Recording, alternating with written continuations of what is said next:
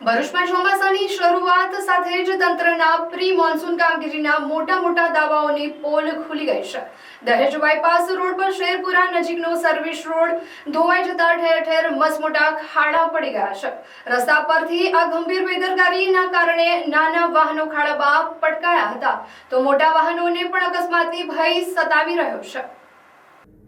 વાહનોથી સતત ધમધમતા રસ્તાની અત્યંત ખરાબ હાલત જોઈ સ્થાનિક રહીશો અને કોંગ્રેસના સભ્ય શમસાદ અલી સૈયદ સહિત અન્ય આગેવાનો પણ ઘટના સ્થળે પહોંચી ગયા હતા અને જીએસઆરડીસીના અધિકારીઓને સ્થળે બોલાવતા દોડતા થયેલા તંત્રના કર્મચારીઓ કપચી સહિતની સામગ્રી સાથે ખાડા પૂરવાની કામગીરીમાં જોતરાઈ ગયા હતા। જોકે સ્થાનિકો અને પાલિકા સભ્યોએ ભારે રોષ વ્યક્ત કર્યો હતો અને જીએસઆરડીસીના જવાબદાર કર્મચારીઓને આડે હાથ લીધા હતા। તેઓએ ભાજપ સરકાર અને તંત્રની ઘોર બેદરકારીના કારણે જનતા મુશ્કેલીમાં મુકાઈ રહી હોવાના આક્ષેપ કરી વહેલી તકે રસ્તાનું સમારકામ કરવામાં નહીં આવે તો આગામી દિવસોમાં ઉગ્ર આંદોલનની ચીમકી પણ આપવામાં આવી છે। સરકાર વિકાસ મોટા દાવા કરે છે, પરંતુ કહી શકાય કે સ્થાનિક પરિસ્થિતિ કંઈક જુદી જ છે। સમગ્ર ગુજરાતના અંદર તેમજ ભરૂચના તમે આ પરિસ્થિતિ જોઈ રહ્યા છો ને, આ પરિસ્થિતિનો ભોગ નાગરિક પ્રજા બને છે। ત્યારે આજે ભરૂચના આજે બાયપાસના ફ્લાયઓવરની પાસેનો સર્વિસ રોડ પર કરોડોના રૂપિયાના ખર્ચે વારંવાર અહીંયા રસ્તો બને છે અને રસ્તો દર વરસાદે ધોવાઈ જાય છે।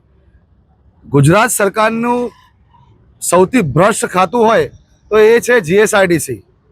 જીએસઆરડીસીના કર્મચારીઓ અધિકારીઓ કોન્ટ્રાક્ટરોને છાવરે છે અને જે વરસાદ પહેલાંની કામગીરી કરવી જોઈએ એ કામગીરી કરતા નથી। તમે જુઓ, આ મુખ્ય માર્ગ છે, સર્વિસ રસ્તો છે, અહીંયાથી ભરૂચની લોકલ પ્રજા અવર જવર કરે છે, પરંતુ એની સ્થિતિ પ્રમાણે તમે જુઓ કે વારંવાર વાહનો પટકાય છે, વાહનો પલટી ખાઈ રહ્યા છે, પરંતુ આ કહી શકાય કે જીએસઆરડીસીના અધિકારીઓ પેટનું પાણી હલતું નથી। છેલ્લા ઘણા વર્ષોથી સ્થાનિકોની રજૂઆત છે કે આ બ્રિજના ઉપરથી જે પાણી આવે છે, પાણી માટેની બાજુમાં સર્વિસ ગટર બનાવવામાં આવે, જે ડ્રેનેજના અંદર વરસાદનું પાણી જાય અને આ વરસાદનું પાણી અહીંયા સોસાયટીઓમાં પણ ન જાય અને ડ્રેનેજ લાઇનના અંદરથી પસાર થઈને અહીંના લોકોને રાહત મળે, પરંતુ એ રજૂઆતને જીએસઆરડીસી ધ્યાનમાં લેતું નથી અને દર વર્ષે આ પરિસ્થિતિનું નિર્માણ થઈ રહ્યું છે।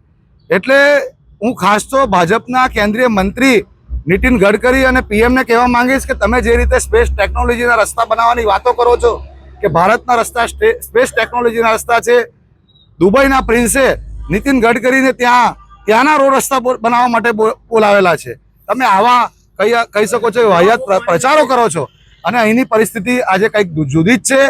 અહીંનું ભાજપના તંત્રને પણ અમે કહેવા માંગીએ છીએ કે અહીંયા તાત્કાલિક ધ્યાન આપે, આ રસ્તાની કામગીરી કરાવે। જો રસ્તાની કામગીરી ન થાય તો અહીંના સ્થાનિકોની સાથે અમારા રસ્તાને બ્લોક કરવો પડશે।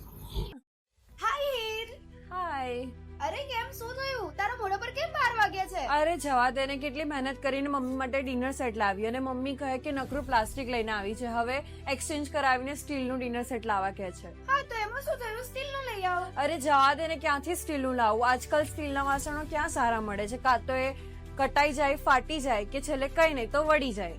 હવે સ્ટીલના વાસણો નહીં ફાટે, વળે કે નહીં કટાય।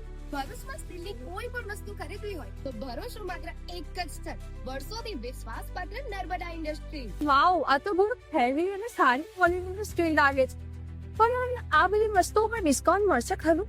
અરે આ બધી વસ્તુ તને હોલસેલ ભાવમાં મળી જશે। ભરૂચના બધા હોટેલ્સ વાળા, કેટરિંગ વાળા બધા અહીંથી જ વાસણો ખરીદે છે। માત્ર ભરૂચમાં જ નહીં પણ વિદેશમાં પણ નર્મદા ઇન્ડસ્ટ્રીના ટ્રાયપ્લાય વાસણોની ખૂબ જ માંગ છે, એટલે જ વિદેશમાં રહેતા લોકો વાસણો ખરીદવા માટે નર્મદા ઇન્ડસ્ટ્રીને જ પસંદ કરે છે। તો અમે તમારી શોપિંગ કરી લીધી છે। તમે ક્યારે આવી રહ્યા છો? Narmada industry phase 1 JITC near Narmada Nagar, Bharuch. For more information call on the given number.